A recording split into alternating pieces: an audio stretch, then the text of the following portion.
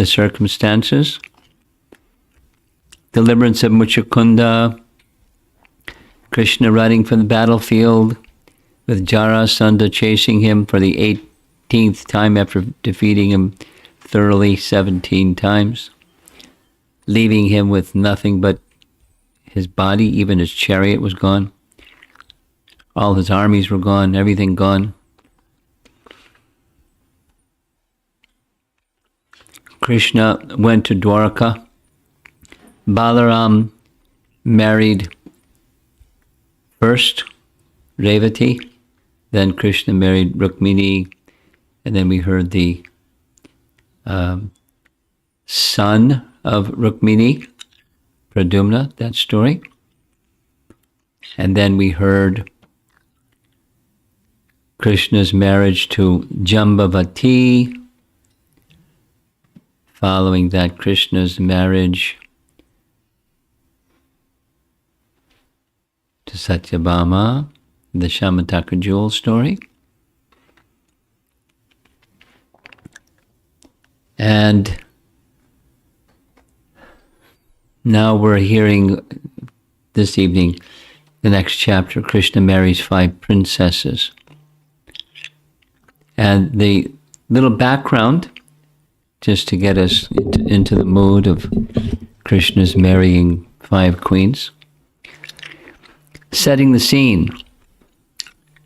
This scene is in Dwarka, and we spoke about Mathura and then Krishna going to Dwarka. What's that sound? Phone. That's your phone?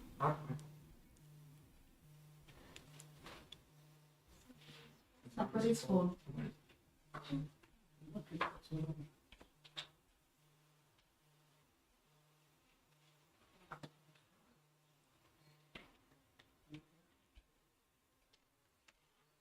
Okay.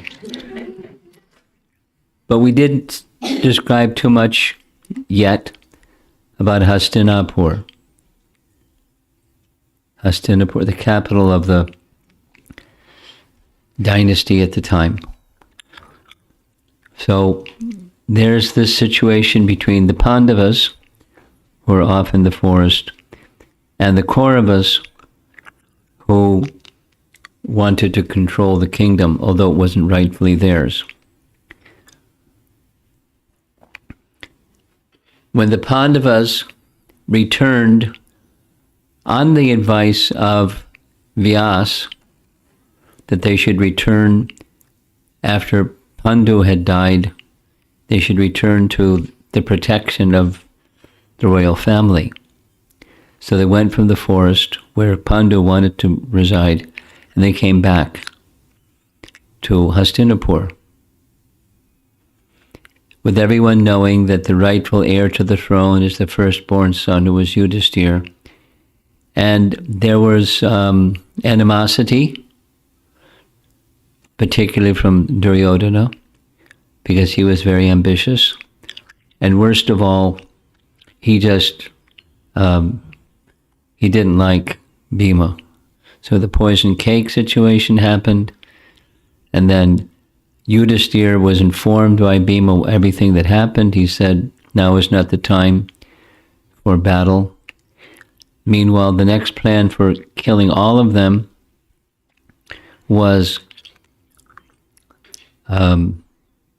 Parochana and building a house of lac, and Vidura, knowing all of their plan, informing them that a tunnel should be built on the very day that they were to be killed.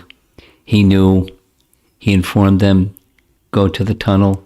On the other side of the tunnel, there was Vidura waiting with a boat to take them across the river. In the dead of night, Bhima, being so huge, he picked up everybody, including Kunti and his 4 brothers, and carried them some distance into the forest, where they all took rest. And while they were resting, you can see in the background, Hidimba, a Rakshasa, was thinking, breakfast, how fortunate. But he had a sister who was Hidimbi, and Hidimbi became very attracted to Bhima. And so she accepted a very nice looking form and proposed marriage to Bhima. But look over there on the far right side, Hidimba didn't like that at all. And so he came out and engaged in battle with Bhima, and guess who won? Hidimba lost. And when Hidimba was finished, Hidimbi came forward and made her marriage proposal. She made the marriage proposal directly to Kunti. And the caption at the bottom says, Hidimbi begged Kunti to be merciful and allow her to marry Bhima. And Kunti didn't object.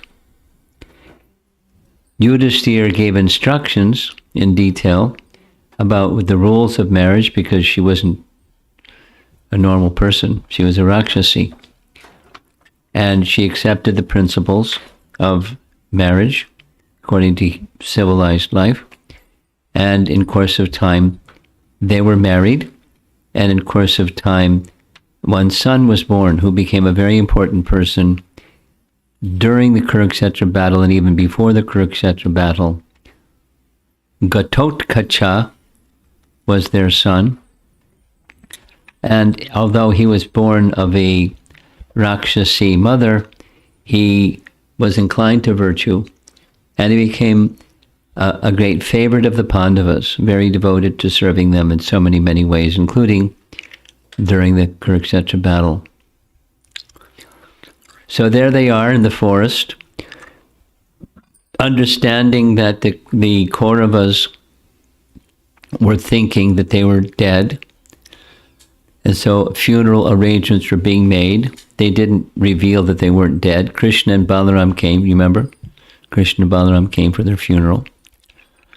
And the Pandavas were advised by Vyas to remain incognito for some time, and that he would let them know when it was okay to come out of that incognito situation.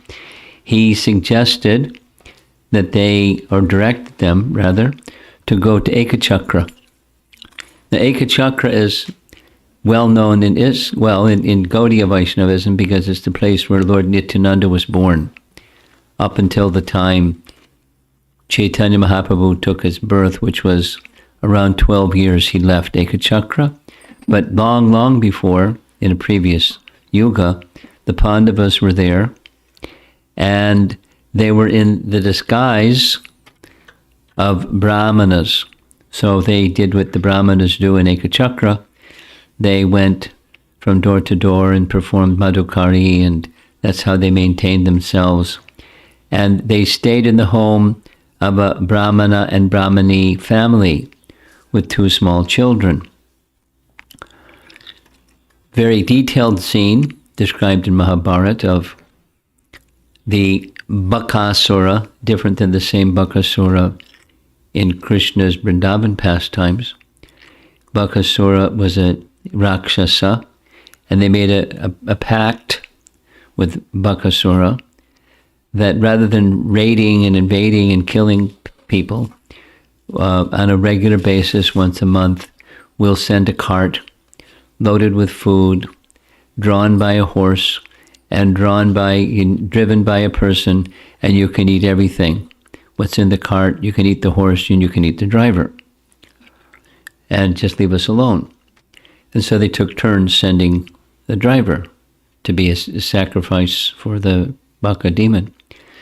And while the Pandavas were there, the scene is depicting, it was the family where they were residing. In a very detailed description, each family member volunteering, let me sacrifice myself, no, let me sacrifice myself, and no one, they didn't want any one of the family members to be sacrificed. Kunti is overhearing all this conversation, and Kunti is feeling very sad. What great misfortune. And so she approached them And hearing the whole story, she volunteered, I have 5 sons, let me send one of my 5 sons. No, no, no, you're our guest, we can't allow that. And she said, you don't understand my sons, especially the big one. And he'll be all right, everything will be fine. So reluctantly they agreed. Bhima took the cart, and he's a voracious eater, so while he was driving the cart, he was eating the cart load. And when Baka saw him eating, he was enraged, and he started fighting with Bhima, and Bhima continued eating with one hand and held him off with the other hand until he finished everything. And then he finished Bakasura. And if you visit Ekachakra sometime, you can find the carcass, the remains of Bakasura. He threw him in the air a long distance, came crashing down. There's a little shrine, there's a temple, and what they say is the remains of Bakasura. So after staying there for some time in Ekachakra, it was decided that they would leave Ekachakra and gradually make their way back to Hastinapur. And in the course of their travel on the roadway, they saw many kings and many brahmanas going for a big festival. It turns out it was the festival that was arranged by King Drupad for the Swayamvar of his daughter. What's her name? Draupadi, right? Draupadi? You're not sure? Draupadi. And the plan was such that King Drupad knew that the only person who could be victorious was Arjuna. So all the princes and kings and everybody, they tried their hand at gaining the victory challenge from Drupad, which was, as you see in the painting, painting, they had to look at a pond of water, and looking only at the reflection of the pond of the water, fire an arrow that went through a circular disc, and on the other side of the disc was a fish. They had to pierce the eye of the fish, looking at the reflection in the water. So no one could do it, no one could do it, no one could do it. Karna volunteered. She said, no, because I'm the son of a king and you're a Shudra, so you can't become my husband. So he was very upset with her. He was in the get-back mood for a long time for what happened. The 5 Brahmin brothers stepped forward. Drupad said, sure, if a Brahmin can marry my daughter. So Arjuna managed to perfect the art. By the way, Krishna was there too. Why was Krishna there? Because he had come to attend the funeral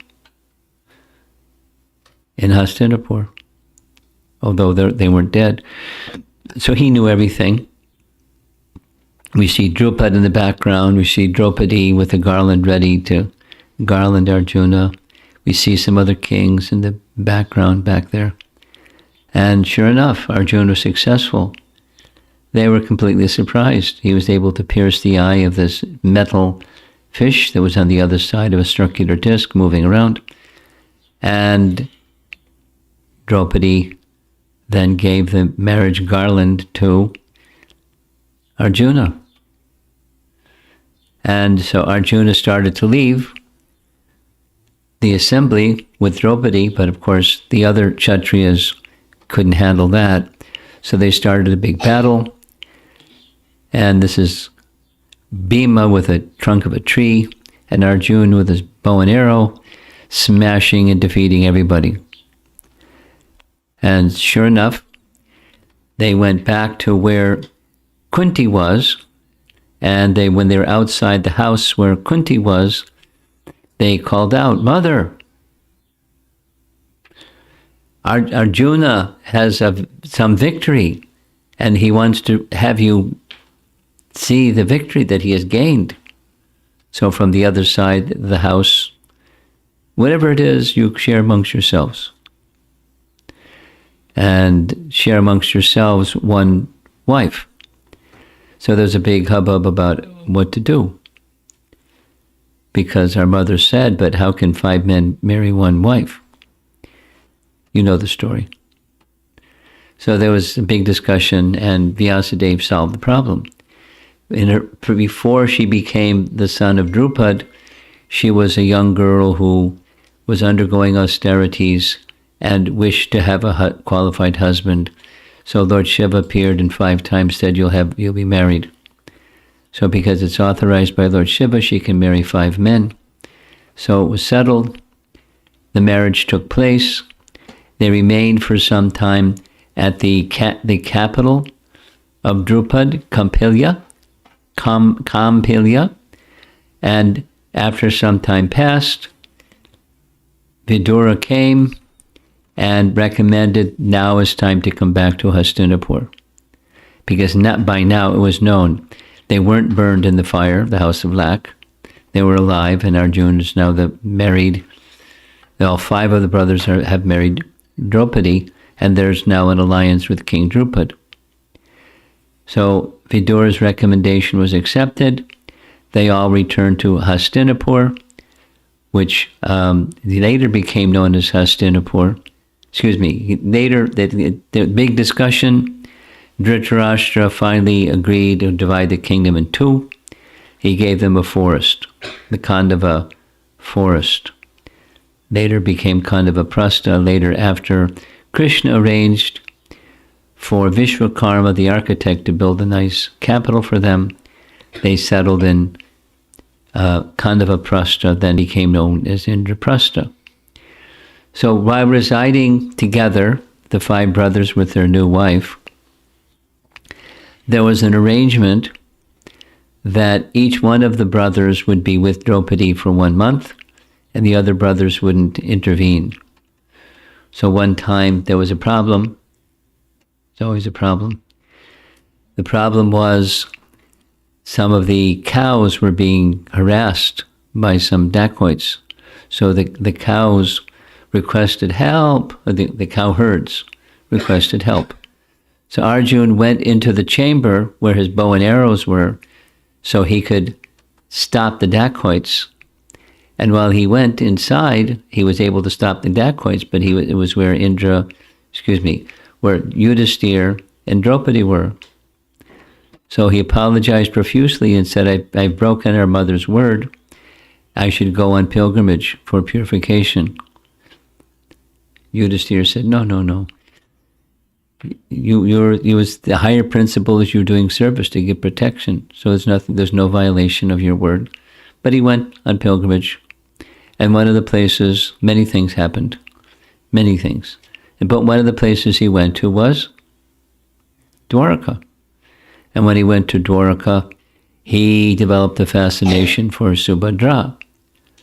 And by clever arrangements, Krishna understood Subhadra also had some attraction for him. Although the elder brother, Balaram, had a different idea. What was the different idea? Duryodhana. So a plan was made, plan was executed. Krishna whisked Subhadra away, and there was some fighting, and Krishna said, don't fight, let's bring him back and have him get married right here. It's very, very good. An alliance between the 2 dynasties. And anyways, there's details, so many details. Balaram consented. Although he's the elder brother, he would not go against something that Krishna wanted. So, Arjuna, now with another wife, Subhadra, Krishna decided to go with the 2 of them back to Khandavaprastha, which had now been very beautifully arranged by Vishwakarma at Krishna's direction. When Krishna returned, this is some detail, they were all very happy to see him. Been some time.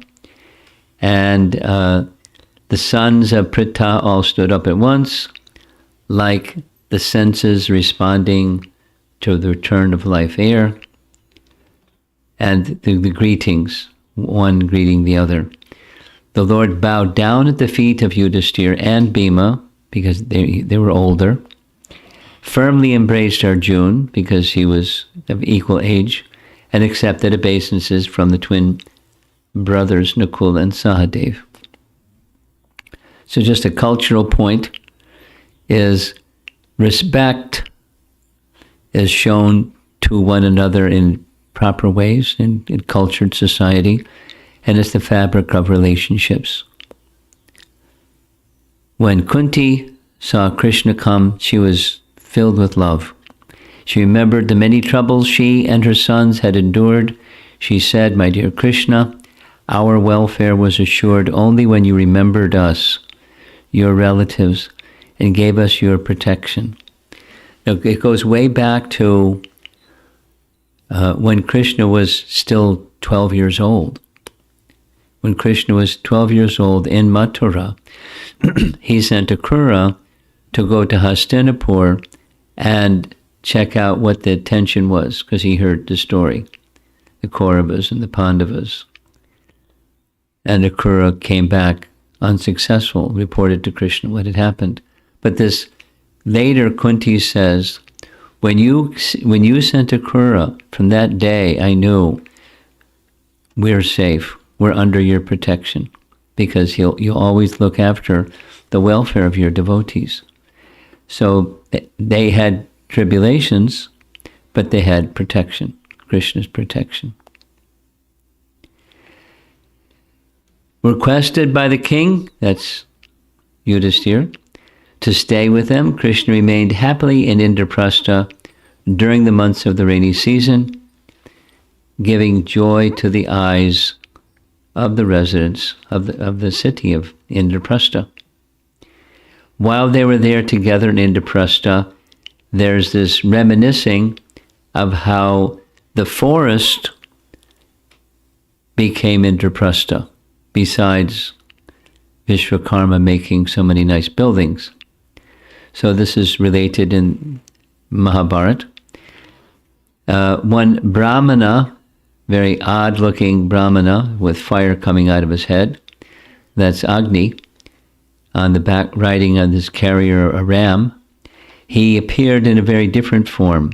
A Brahmana suddenly emerged from the woods. So this is Krishna, and Arjuna went for a walk in the forest with their bow and arrows and doing things that Kshatriyas would do when you go to the forest. They sat down on some benches. Arjuna said, "This has been arranged very nicely for us to come for, going for strolls in the forest." So they were sitting on a bench. A Brahmana suddenly emerged from the woods. He resembled an old sal tree with a complexion like molten gold. His beard and hair were bright yellow, and he shone like the morning sun. His 2 eyes were like lotus leaves, and his body was well formed and powerful. As the Brahmana approached Krishna and Arjuna, blazing like fire, they stood up and awaited his order. So they offered their respects to the Brahmana as is appropriate. One of the ways of showing respect is simply stand with folded hands when in the presence of a Brahmana or some personality. That was the gesture they offered. And what service can we do for you? You've come. What service can we do for you? He said, I was sent here by Lord Brahma to take your assistance. The Brahmana, I'm Agni, and due to extensive yagyas, I now have indigestion from too much ghee. And the way to get free from that indigestion is there are some herbs in this Khandava forest, and I would like to take those herbs to remove my illness. But the problem is every time I try to do that, then Indra pours down torrential rain. And so it inhibits my taking of the forest. So Brahma said I could be successful if I could take assistance from you two, Krishna and Arjuna. So when Indra comes, I start devouring the forest, and Indra comes, you have to hold off Indra. So Arjuna said, I can do that, but I'm going to need some paraphernalia. And he listed the paraphernalia that he needed. And Agni said, no problem, I'll provide it immediately. So Agni approached Varuna for a celestial bow. At this time, that's when Arjuna received Gandiva, plus 2 inexhaustible quivers of arrows, and a chariot belonging to Soma, the moon god. The chariot was golden, with golden harnesses and celestial horses from the realm of the Gandharvas, and could travel anywhere within the worlds. Above the chariot, Hanuman's flag.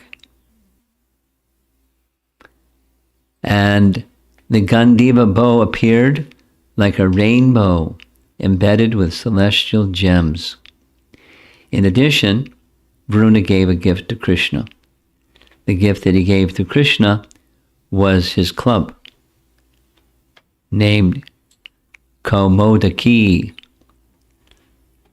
Interesting. Prabhupada gave that name to one of his female disciples, a BBT worker. She was very short, very thin. I don't know how she got the name Kaumodaki, but that was her name. And so they're all ready. So they gave the word to Agni, you go ahead and begin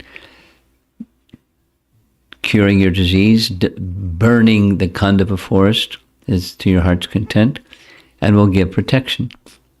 So with the celestial chariot, sure enough, Indra came, and when Indra came, the arrows were so dense that Indra couldn't enter.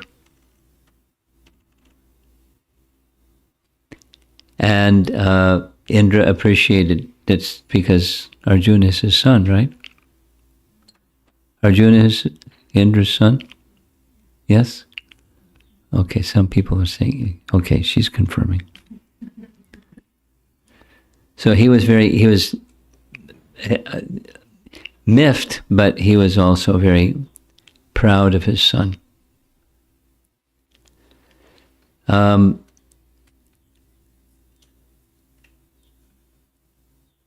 As the situation was going on further and further, there's always a problem, right?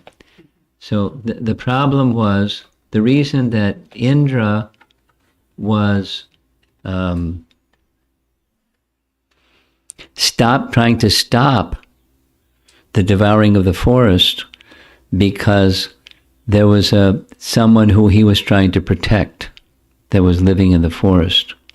But at that particular time, the person he was trying to protect wasn't there.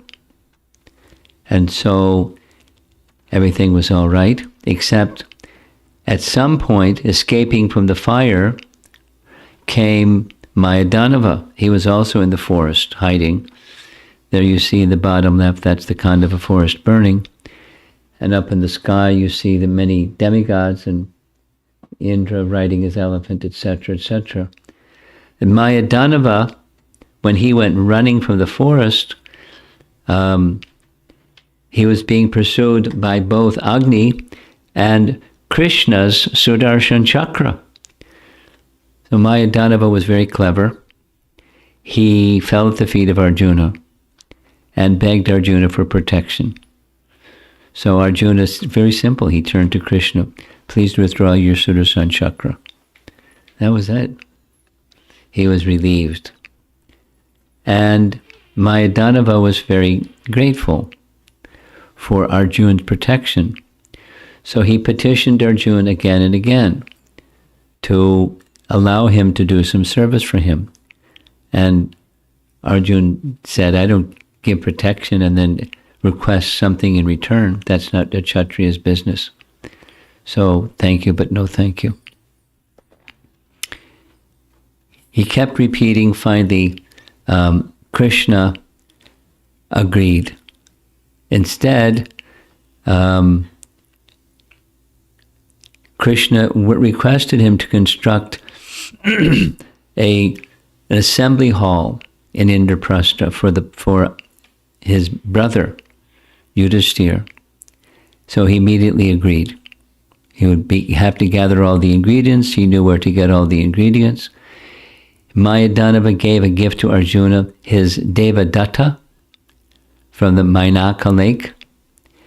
He gave to Bhima a club of Vrishaparva, the king of the Danavas, equal to 100,000 ordinary clubs, because Bhima's a big guy, needs a big club. And Krishna made this request: build a splendid assembly hall for Yudhishthira. The like of this hall should not be found anywhere in the world. It should contain the features of celestial architecture and be impossible for anyone else to emulate. So it was agreed. And off he went to take care of all this work. And now it's time for Krishna, while the assembly hall is being built, Krishna to move on to the next stage of his pastimes, because he came to Indraprastha on the occasion of Subhadra's marriage to Arjuna. Now it's time for Krishna to marry other queens. But what looked like a very dangerous situation with Agni and the fire and Mayadanava and so forth and so on, it ended up being something very wonderful. The celestial assembly hall for Yudhishthira. There was a good outcome. So Krishna is now ready to go back to Dwaraka, and again here's Kunti speaking. Remember when Krishna came, now Krishna is leaving. My dear Keshava, you are the supreme soul of this universe. You are always kindly disposed toward everyone, but you especially protect your devotees. From the day that Akrura arrived in Hastinapur, I knew you were thinking of the welfare of myself and my sons. I am confident that whatever difficulties we may experience are arranged by Providence for the ultimate good. So Krishna is readying himself to return to Dwaraka. He had been residing in Dwaraka for some period of time. 3 queens had been married already. And now, waiting for the assembly hall to be built, he's going to marry 5 additional queens. That's setting the scene. Here's the illustration of the assembly hall. Pretty fantastic. Mayadanava's creation. And they're getting a tour of the assembly hall, which Mayadanava built. Now how many queens did Krishna have? 16,108. So the 8 are very special. There's already 3, and now we're going to hear about 5 more. 5 plus 3 is 8, right? Okay. Just checking. The first queen that he married was Kalindi. And the occasion of his marrying Kalindi happened when he was still with Arjuna. Arjuna apparently accompanied him back to Dwaraka. Here's the description from this chapter from the 10th canto. Arjuna, the slayer of powerful enemies, donned his armor, mounted his chariot, flying the flag of Hanuman, took up his bow and his 2 inexhaustible quivers, and went to sport with Lord Krishna in a large forest filled with fierce animals. I don't see the flag of Hanuman in that painting, but it's there. After hunting the dangerous forest animals, the two friends bathed in the Yamuna and drank the river's clear water. The great warriors then saw an attractive young girl walking nearby. So Arjun speaks. Sent by his friend, Arjun approached the exceptional young woman who possessed beautiful hips, fine teeth, and a lovely face, and inquired from her as follows. Who are you, O fine-waisted lady? Whose daughter are you? And where do you come from? What are you doing here? I think you must be looking for a husband. Please explain everything, O beautiful one. And Kalindi replied, I am the daughter of the sun god. I desire to get as my husband the most excellent and munificent Lord Vishnu. And to that end, I am performing severe austerities. So Kalindi is one of the names of the river Jamuna. I am known as Kalindi, and I live in a mansion my father built for me within the water of the Yamuna. There I will stay until I meet Lord Achyuta. Well, Krishna was Lord Achyuta. The supremely auspicious Lord then married Kalindi and brought the greatest pleasure to his devotees. So that's one of 5, the marriage between Krishna and Kalindi. And the next is Krishna's marriage with Mitravinda. Let's hear a little bit about Mitravinda. Vindhya and Anu Vindhya, who shared the thrones of Avanti, were followers of Duryodhana's. When the time came for their sister, Mitravinda, to select her husband in the Swayamvar ceremony, they forbade her to choose Krishna, although she was attracted to him. So guess what? Lord Krishna forcibly took Princess Mitravinda, the daughter of his aunt Raja Devi, before the eyes of the rival kings. Now there's not a long description, but it's a nice painting. The Rakshasa or kidnapping style of marriage. So Kalindi and Mitravinda, 2 of the next 5 queens. Then came Nagnajiti. Nagnajiti was the daughter of Nagnajit, the various pious king of Koshala. So we know where Koshala is, right? Do you want to tell us where's Koshala? You're nodding your head, yes. Where's the kingdom of Janaka? Is the kingdom of Janaka the same as Koshala? Ah. So what part of India is that? Eastern part, right? Yeah. So he was the king of Koshala, very pious king, and he had a very lovely daughter. Her name was Satya, or Nagnajati, who was of marriageable age. The kings who came as suitors were not allowed to marry her unless they could subdue 7 sharp-horned bulls.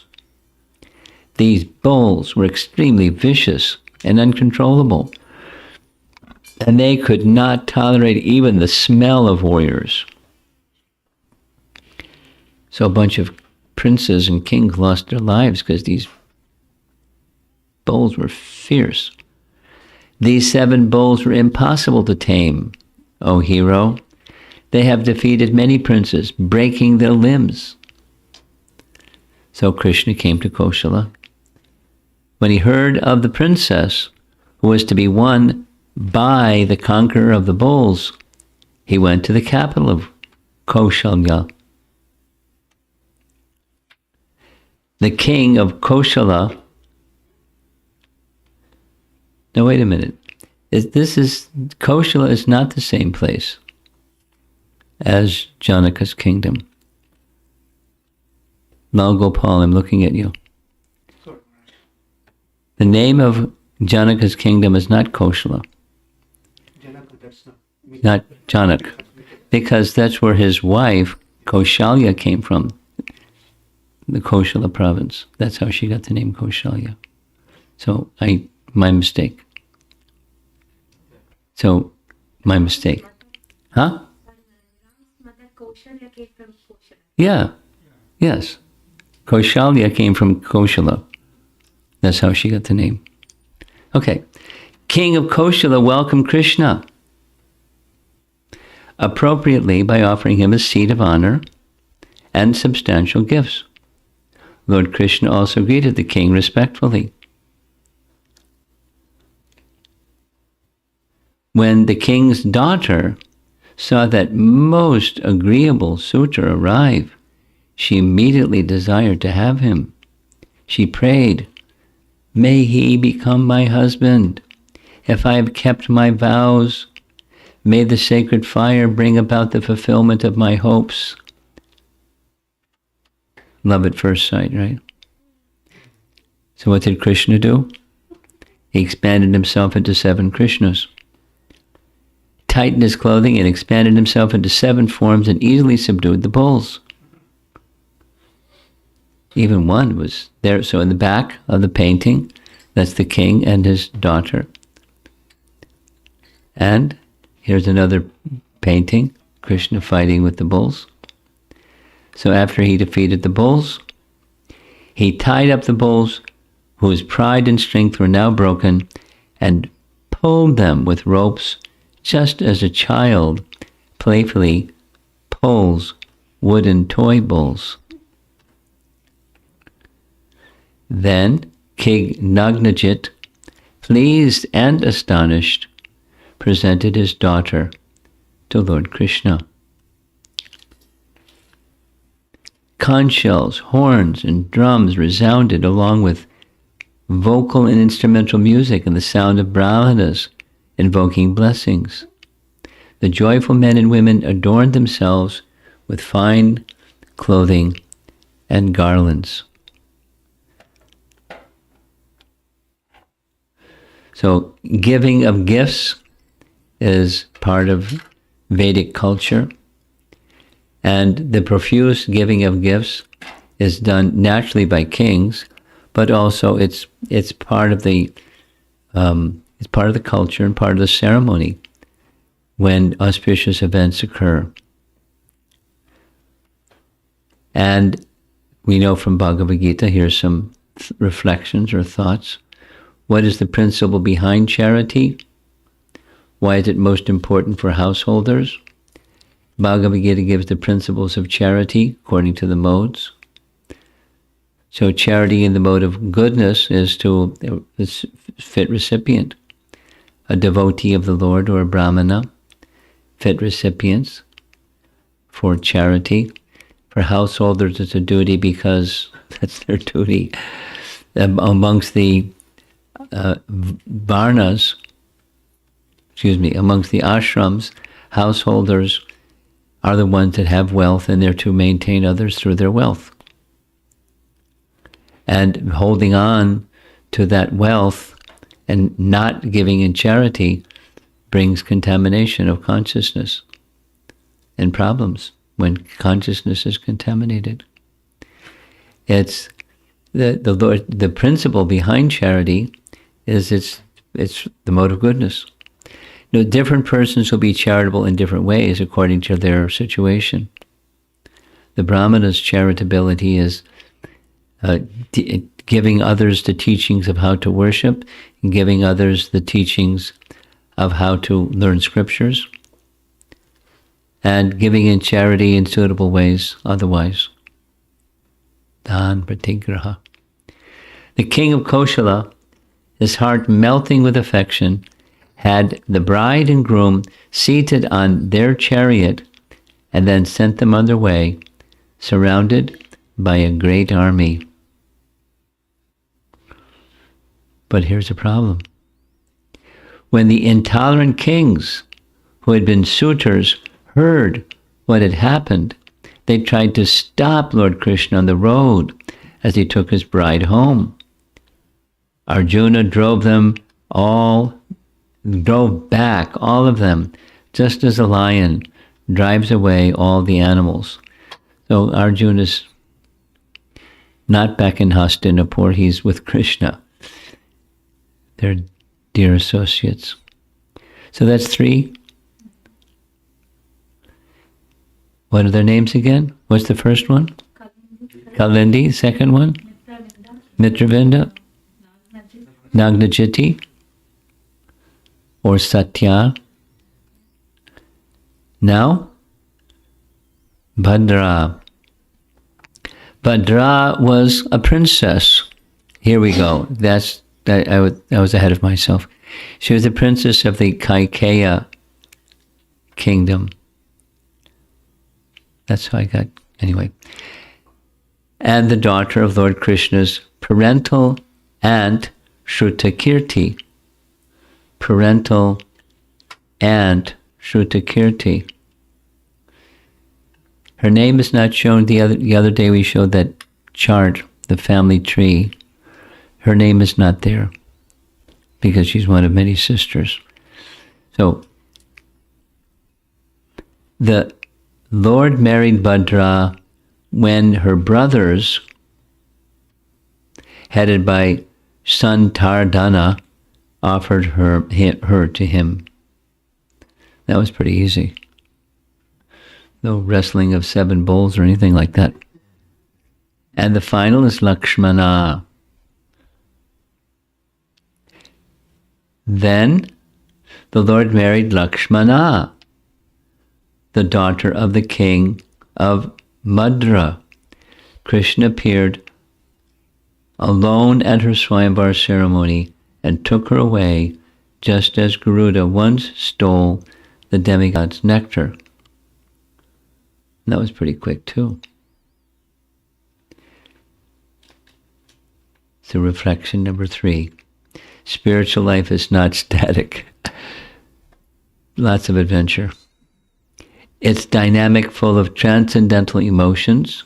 I mean, we narrated these very quickly, but to go through all these events, the people who reside in these places, really fantastic. And Srimad Bhagavatam has all of this excitement.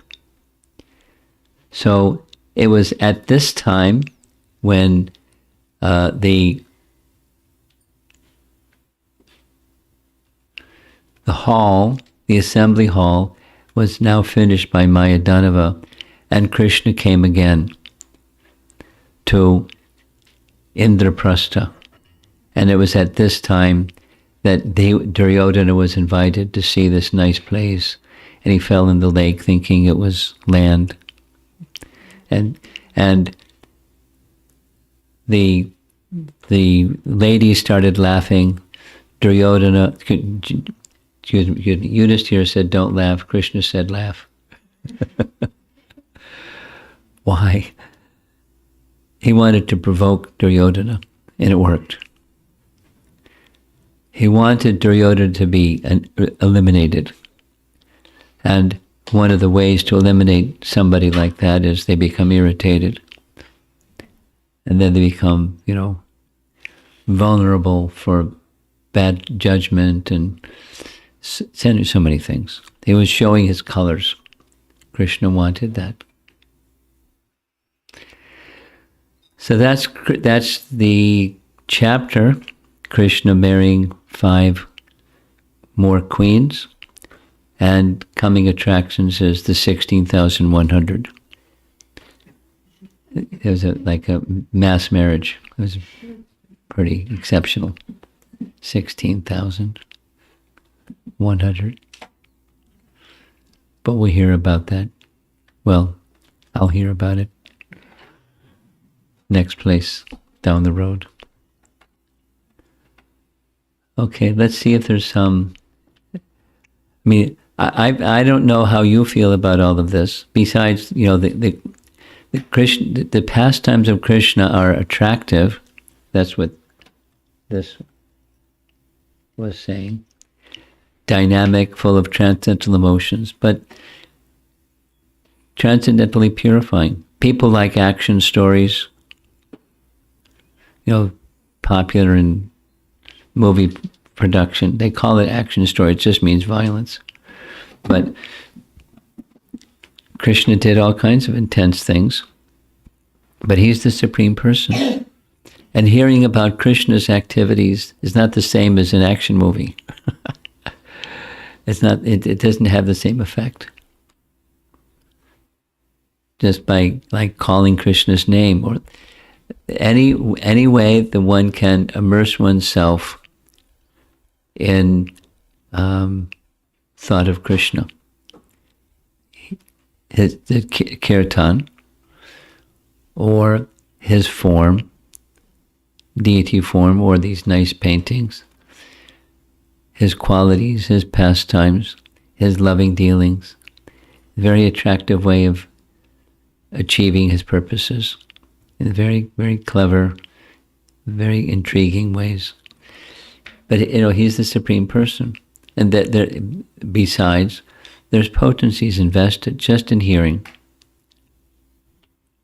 As we heard that whole long description, hearing these pastimes of Krishna, like the Shamataka jewel story, one is purified, freed from all material contamination just by hearing, speaking, remembering, glorifying.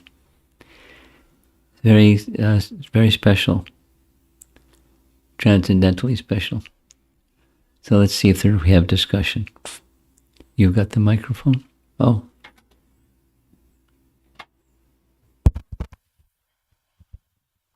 Hare Krishna Maharaj, I had two questions. My first question was the Maya Danava in Krishna Lila, is he the same Maya Danava in Ram's Lila? Same one. Okay. Same one. And then the second... That's my understanding, I should say. It's possible, it's certainly possible that because Danava simply indicates who his mother was. And Maya was his name. So from the category of Danavas, then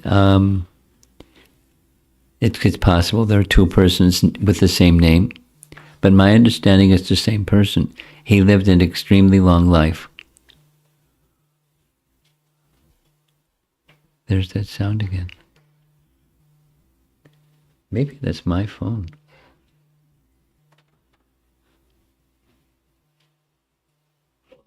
Let me see.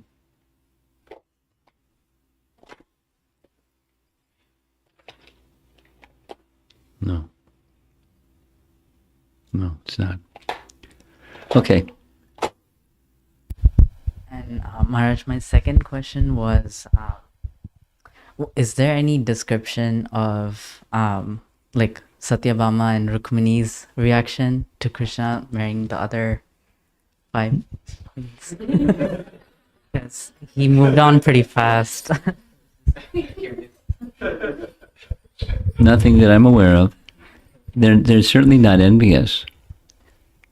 But I don't know. I don't recall reading any description saying how they were not envious. They're just not envious.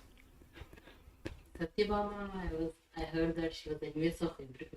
She was what? Satyabhama, whenever Krishna married a new girl, she was envious of everybody. She was a what? Envious. She didn't like it. She didn't like. Where'd you read that? It was A comic book? description of some book only. Some other person have described it. Finding the source of such statements is important, because I have learned, you have probably also learned, that to spice things up, some narrators just make up stories.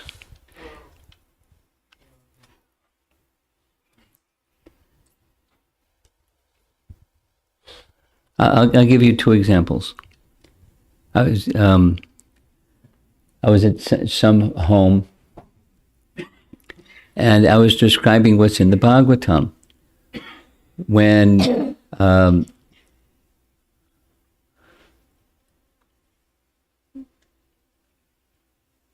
when Maharaj Parikshit was seated by the side of the riverbank, and Shukadev Goswami came. And the description that I gave and the image that I showed, right in the middle of speaking, a young boy said, "No." I said, "What do you mean, no?" He said, "That's not what happened." It was like, firm. It was assertive. That's not what happened. What happened? He said he was seated on a raised platform, tall in the air on a big pole. I said, "Oh, you saw the Sagar movie?" He said, "Yes." You familiar? The Sagar series of describing Krishna's pastimes. Now, fortunately, Sagar, in a major way, he consulted ISKCON because he understood this is authoritative. But he just couldn't resist making something look attractive. So he put Maharaj Parikshit up on a tall pole and a big raised seat, and so the snake couldn't get him, but it was a snake bird, he could fly. Anyway, when someone grows up hearing such and such,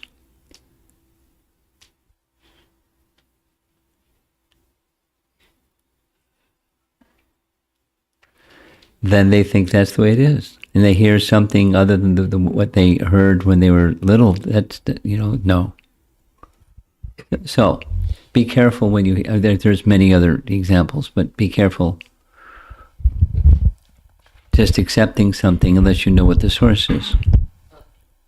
Now, it's certainly possible that there can be diversity in depictions of things because there are different days of Brahma and then therefore different appearances of the Lord, etc. There can be diversity, but we have to be very, very careful of the source. Precise of knowing it. Yeah. Be careful. I mean, for those of you brought up in India, it's kind of too late because you heard all kinds of things from all kinds of people and like yada, yada, yada. And what's authoritative anyways? So you kind of have to unlearn stuff. For me, it's easier. I didn't know anything about anything. And I just heard from Prabhupada. And then, over a period of time, there are different narrations, and then, it can be very selective about, okay, what's the source of this? Yeah? Someone else has the microphone. We'll come over to you. Go ahead. Hare Krishna Guru Maharaj. So I have a question. Draupadi married Pandavas and it was because of the Lord Shiva's benediction Yes. to her. So is there any other internal reason? Internal reason? I mean, It's a that. pastime, obviously. The question was Dharma. We're followers of Dharma. Is this dharmic?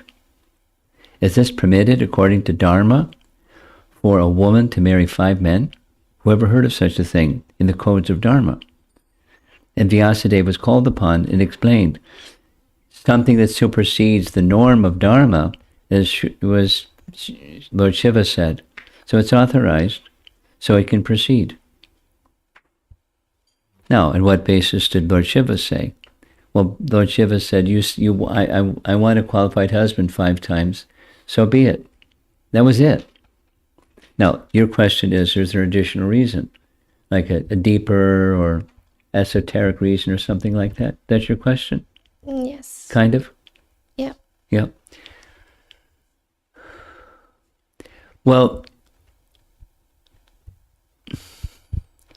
when the yes, kind of, the yes kind of is when there was the solar eclipse and the residents of Dwaraka and the residents of Hastinapur all went to Kurukshetra on the occasion of the solar eclipse. The queens were like really curious. Draupadi, how do you do it?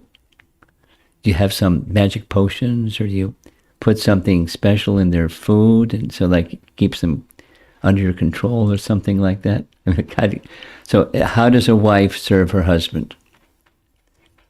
Where the husbands are all fully satisfied.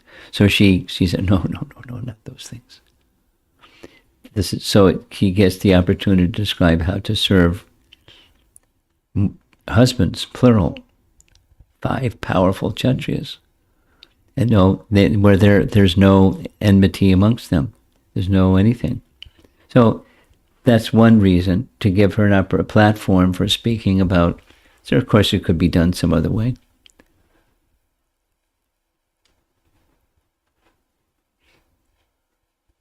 And I'm trying to think if there's some other explanation about the layered interests of or reasons behind Draupadi marrying 5.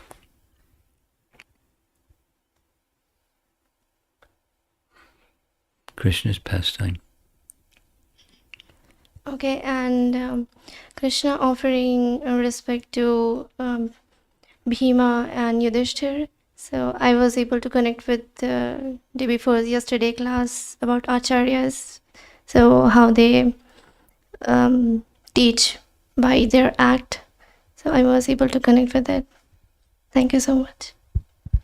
You want to know, is this making a comment or asking a question? Yeah, I'm just commenting. Okay.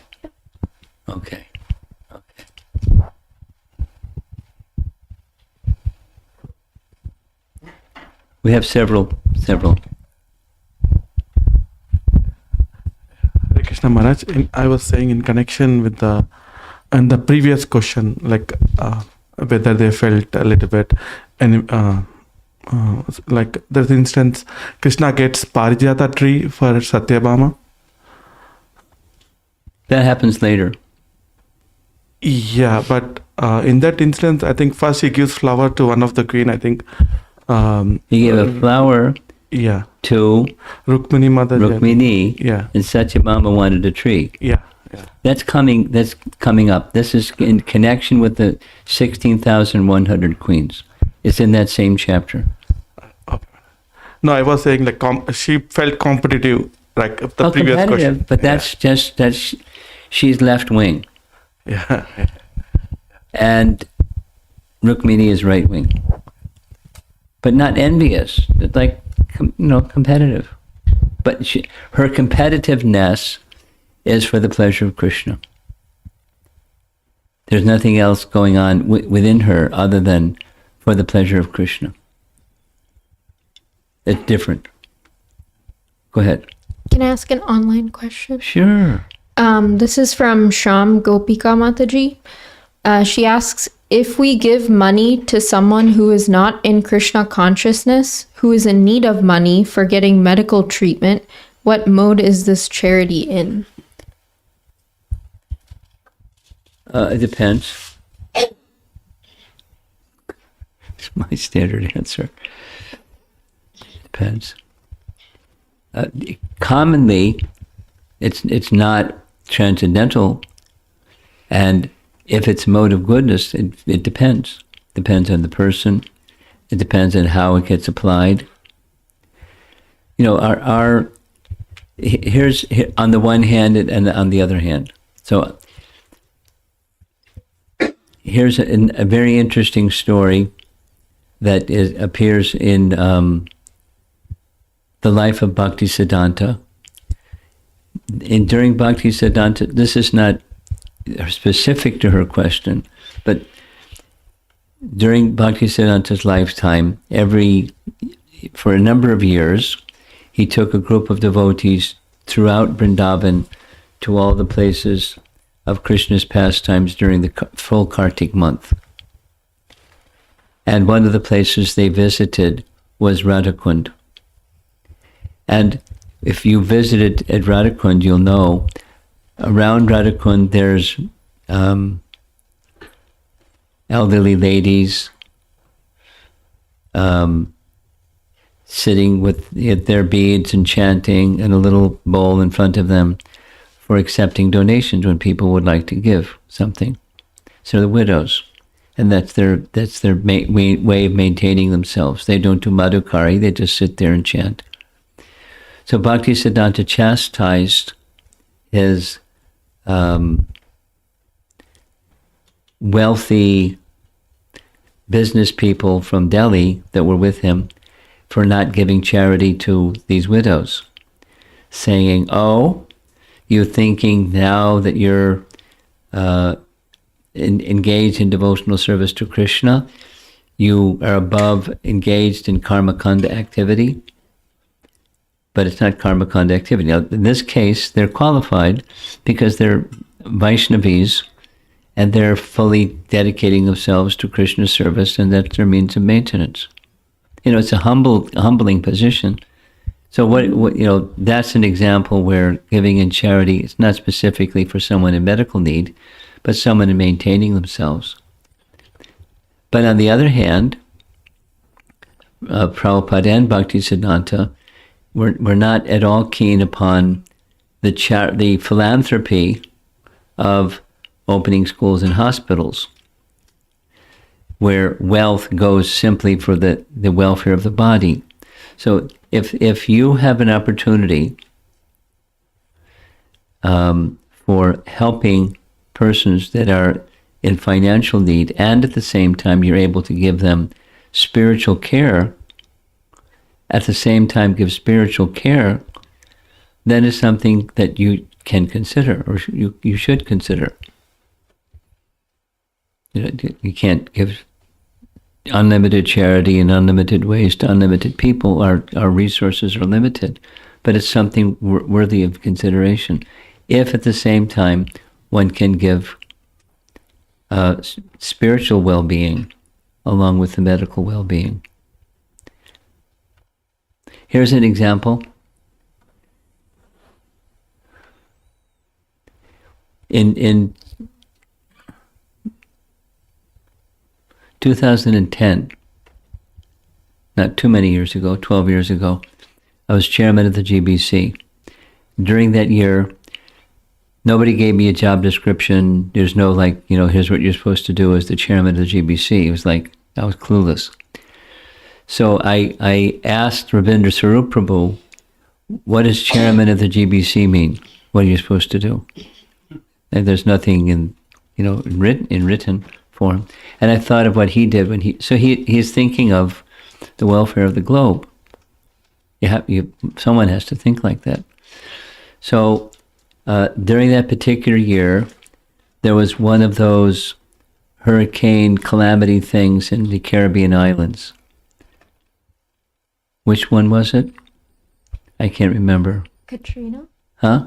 Hurricane Katrina? But it was for which island? Haiti, I think. Haiti.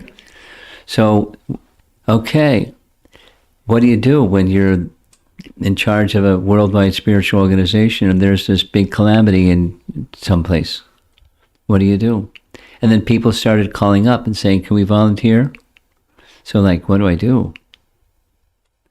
And I could say, throw my hands up in the air, say, duh, but I have to do something. So I found out that there's somebody that could help organize. So they were willing to be a contact person to send resources to help in Haiti. But they, make sure that the people that send or do want to go there and do some help, that there's spiritual well-being. So that was organized. And it was on my way to India, and I happened to pass through London Heathrow Airport, and I happened to run into about 15 guys that were all going to Haiti. And one knew how to build houses from nothing, and another knew how to restore crops that had been destroyed, and another one this and that. And they all had this plan that along with helping people, they had the whole, trunk load of japa beads and another trunk load of French books, because in Haiti they speak French. So when they went there, I got a report from them, what they were doing, and they were helping people. People were feeling very indebted because they were helping them put their lives back together, and they were having kirtan and showing them how to worship Krishna and how to chant on beads and how to learn Bhagavad Gita and so forth. They had a very, very dramatic spiritualizing impact on people. It was really good. So when people are in need, if there's some way that you can combine spiritual gift giving along with the care that everybody needs, it's worth considering. You can't do everything all the time, but that's something worth considering. Now, somebody else in the back had their hand up. No? Anyone Okay. else? Okay. You have another? Same? The connection in the charity. Okay. Charity. Maharaj, the mode of charity normally also depends on the consciousness of the individual person, right? If he thinks he is giving To get something. yeah, he's giving to another person who is part and parcel of Krishna, so he's giving to none other than Krishna himself. If he feels like that, then it will become transcendental, right? No. Because that's quite notional. Just, see somebody is part and parcel of Krishna, so giving to somebody means giving to Krishna. It's quite notional. It's not consciousness. It's notional. In other words, does such a person actually live their life? That this person and that person, the other person, they're all Krishna? Or part and parcel of Krishna and therefore Krishna? Is that how they live their life? If his consciousness is at level, like Bhakta Prahalad, he saw Krishna everywhere. Okay, if we're speaking Bhakta Prahlad, that's fine. And if we're speaking, so-and-so Das or so-and-so, worldly person, No. notional, it's different. Yeah. So yes, it's dependent upon consciousness. Yeah, that's I'm just making the distinction. It's not dependent upon platitudes or words. It's dependent upon consciousness. If one sees like that, fine. yeah. Thank you, Maharaj. And then all the rest of your actions should be consistent. That's my point. Hare Krishna Maharaj. So I don't have a question, but just a couple of appreciations. So the first one is, last night you were speaking about how detrimental it is for us to react to situations, Yeah. and instead to respond, in the mode of goodness. And so I've just really been thinking on that, and I hope to really internalize that and carry good. that in my life. And the other thing is, all the years that I've seen you here visit St. Louis, it seems like every time you have these really nice paintings that I've never seen anywhere else, and every single time, every presentation. So that's part of my excitement of seeing your presentation is some of these paintings you find. So thank you very much for being here. Let me tell you a little story. I've said this many times. 53 years ago, I was a new bhakta. And when I was a new bhakta, I had moved into the Boston Temple. And when I was at the Boston Temple, there wasn't a BBT at that time. It was ISKCON Press. It was one entity, ISKCON Press. And ISKCON Press was in the same place, a single-family residence building. The place was packed. And one of the parts of the ISKCON Press was the art department.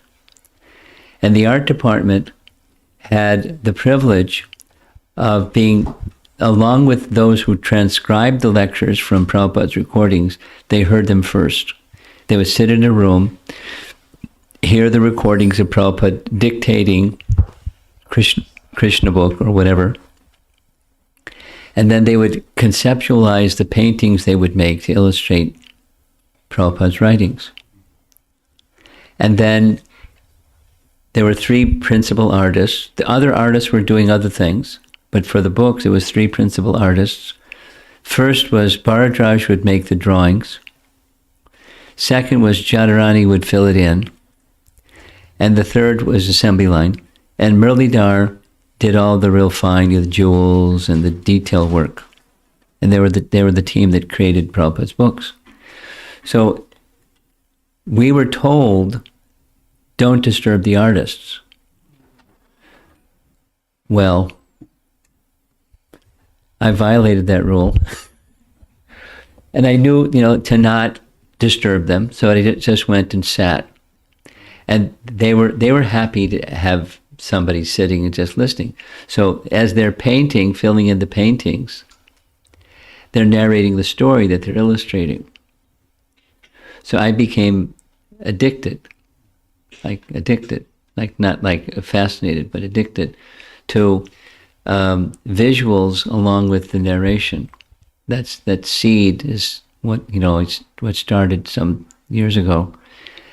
Visuals help me understand and enter into the message. So it's been like that.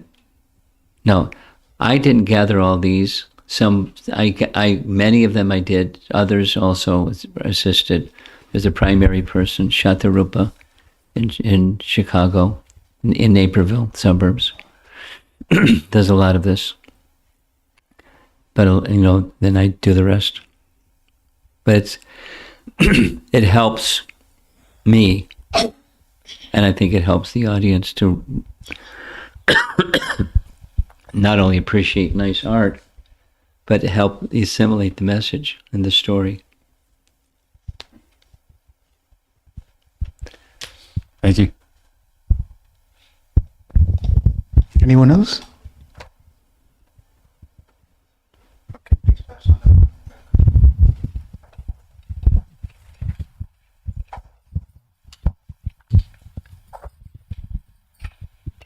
Hare Krishna Guru Maharaj. My question is about purification. Before I came into Krishna conscious, I thought I was a very good person, nice person. I didn't have any faults or anything. I was going on with the flow. But when I got into this bhakti life, I felt like a lot of churning of the heart happened, that so many things surfaced. In the beginning, it was easy to clear up a lot of gross contamination or unwanted things. But as I'm going, I feel like the purification, I don't know if it's happening or not happening, but it's kind of a lot of subtle things are like subtle level of unwanted things, pride, envy, all those things. It's hard to actually clear up. And also in the beginning, I felt the life was kind of a little, with the bhakti added, it was dynamic, but sometimes I feel now static also. But Maharaj was mentioning bhakti life cannot be static. It's either upward or it's dynamic, I mean.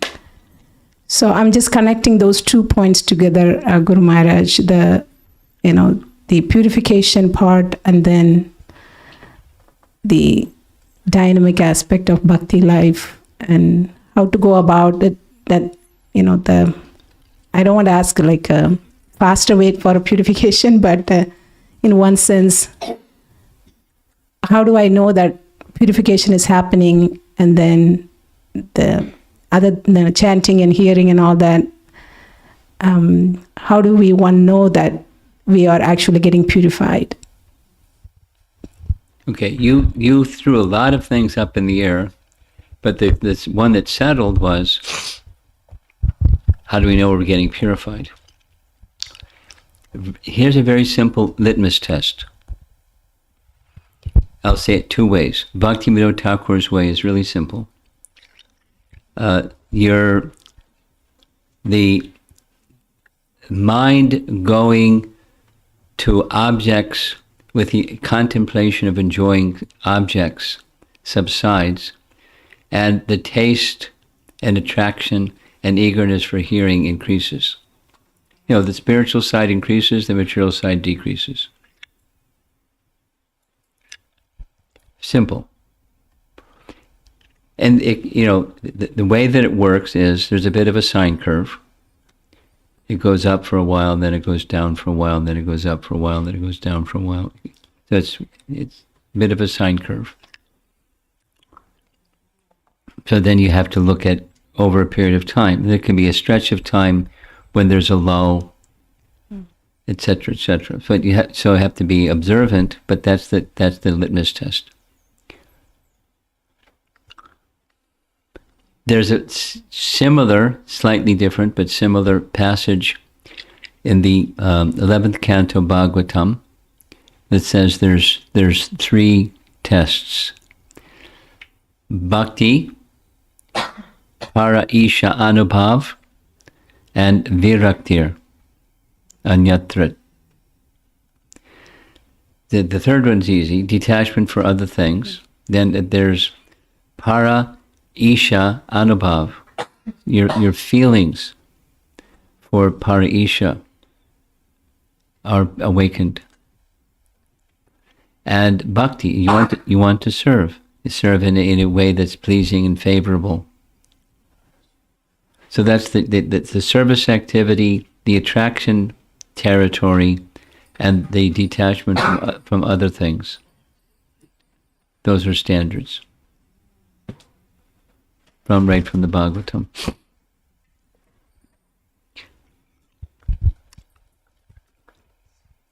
Okay? Thank you, Guru Maharaj. I think that's it. Is that it? One more. You have any more online ones?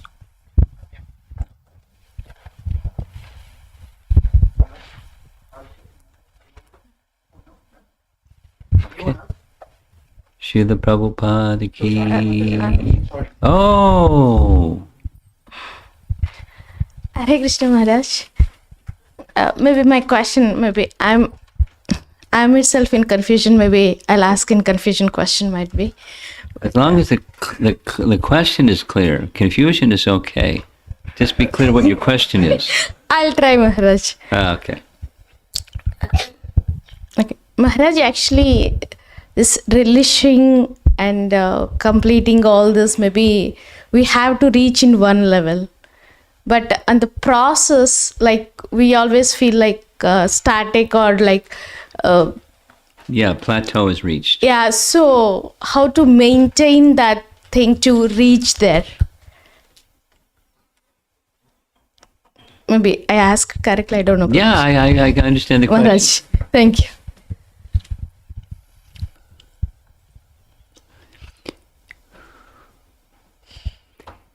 There are different ways of answering. Here's one.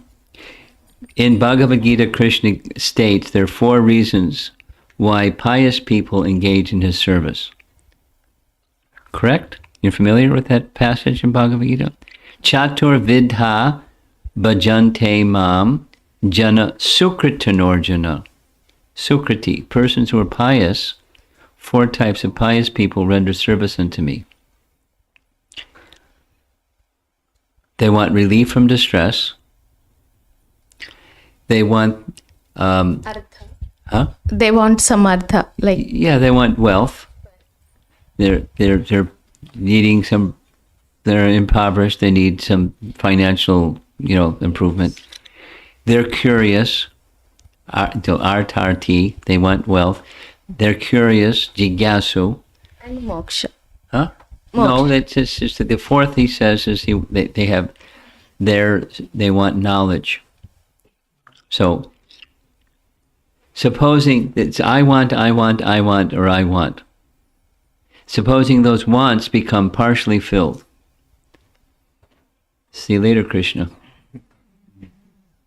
Until the next round comes. Oh, I want. So complacency is easily occurs when things start to become a little more comfortable and they're less uncomfortable. You don't feel a pinch here and a hurt there and a pain there. It's like I'm fine. And complacency. So the slackening of submission is the consequence of having achieved some I want. So therefore, and responding to your question by saying, therefore you have to reevaluate, why am I taking up this process of serving Krishna? It's not like trash those other 4, but really there's a higher purpose. And one has to recognize It's I call it spiritual work. You have to recognize that higher purpose and connect with that higher purpose. And you connect from a heart level, not just a circumstantial level. So that's the purification, or I call it Brahminical work. There's another purpose. Now, some people start with that in mind, along with the other things, and using Bhakti Vinod Thakur's language, it becomes cold. So how do you keep it warm? You keep it in the fire, warm, by good association, and some clarity of what my mission and purpose of life is. When that inquisitiveness stays alive, then it doesn't become complacency. So it's good. It's a good training and it's a good practice to ask lots of why questions and keep refining them. Don't become complacent. Let it become hackneyed. Yes, Maharaj. Keeping that enthusiasm. Like suppose, normally suppose if I wanted to say, suppose I'm meeting my mother after a long time. So I'm so excited to go there. Similarly, I wanted to meet Krishna. So I'm so excited. But as I cannot imagine that, so sometimes we are losing that enthusiasm. So the question is how to maintain. Of course, as you said, maybe the practice of I understand your question. Enthusiasm. Well, if you like, I'll send to somebody Bhakti Vinod Thakur's detailed explanation of enthusiasm from Bhakti Loka, because it's of the 6 things that enhance bhakti, it's number 1. He concludes by saying, without enthusiasm, you can't progress. So your question is how to maintain enthusiasm. Well, knowing that that's essential, you stay after it with something that you want because it's important to you. If it's not important to you, you lose enthusiasm. You get distracted. It's like, anything. Like anything, you have to practice at something. Music teachers can teach you, but they'll say you got to practice. And when or martial arts or yoga or anything in life, you have to practice at it. And once you do it for a while, the novelty wears off, and then what? What's your purpose? And when there's a spiritual purpose, you stay with it. And there's not a spiritual purpose, you may do it for a while, but then it'll fade, because there isn't really a taste there. You maintain enthusiasm by recognizing there's value in where this activity is going to take me, the activity of knowing who I am. Like, curiosity. I want to know. Not just a superficial one, a deeper and deeper and deeper. Anybody that's practiced Krishna consciousness for a number of years knows exactly what you're talking about, because everyone experiences it. There's a kind of a lull. And that's a sign that we've lost our enthusiasm. And how do we restore that enthusiasm? It's a standard question. My answer is, you have to leave behind those 4 reasons, or leave them to the side, and connect with what the higher purpose of your existence is, the higher purpose of bhakti life is, the higher purpose of life, the mission of life. It's for thoughtful people. It's a profound question that usually people are too busy being successful to understand, to even ask that question. Because their sense of what's successful is over there. It's not in here. So it takes thoughtful. Manishinam is Prabhupada's phrase. Spiritual life is for people who are thoughtful. And if you're thoughtful, then the enthusiasm is there, because the purpose becomes increasing, even if you know that you don't know. That's good. Better than being complacent. So as in this practice, this always up and down. So once I feel very interesting. But that's a sine curve thing, up and So down. it's all. It's completely standard. Completely standard. Now, when you notice that that's going on, how do you maintain enthusiasm? Especially when it's in the downswing, the complacency swing. You hit the reset button. Who am I? What's my purpose? And be in association with others that are similarly thoughtful. And when you need a tap on the shoulder, they're there. They're tapping you. Hey, you're falling asleep at the wheel. It's very dangerous. Better pay attention. Oh, and then you have a friend. Now, sometimes you do that with a friend and they go, what are you doing? Then, there's some boundaries that you've crossed. But anyway, why do we have this Sangha? Why did Prabhupada travel around the world and sacrifice everything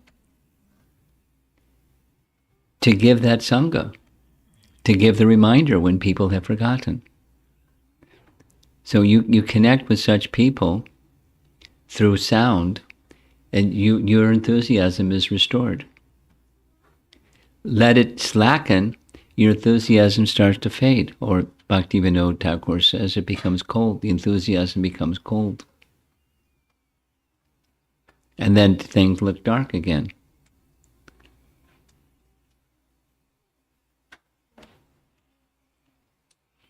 Sound. Sangha. Okay, I think we're done. You have something? I just want to say that on continuation of Mataji's thing, got a fortune to be in association with Maharaj for past 20 years. And so I derive the enthusiasm from Maharaj. So Maharaj is my inspiration. And whatever Maharaj has been going through these few days, it may be very theoretical for us because it's all related to Krishna, and which is 5,000 years back. But I just was, as Maharaj was telling all those things, I was just hearing and relating to the Maharaj way of dealings and qualities and so forth. So we don't need to look for 5,000 years back, Maharaj is embodiment of all these wonderful qualities. So I sincerely thank Maharaj for coming and patiently answering all types of different kinds of questions, patiently tolerating. So thank you, Maharaj, and we'll be eagerly waiting for your next visit. Please see if you can stay for much longer. Hare Krishna.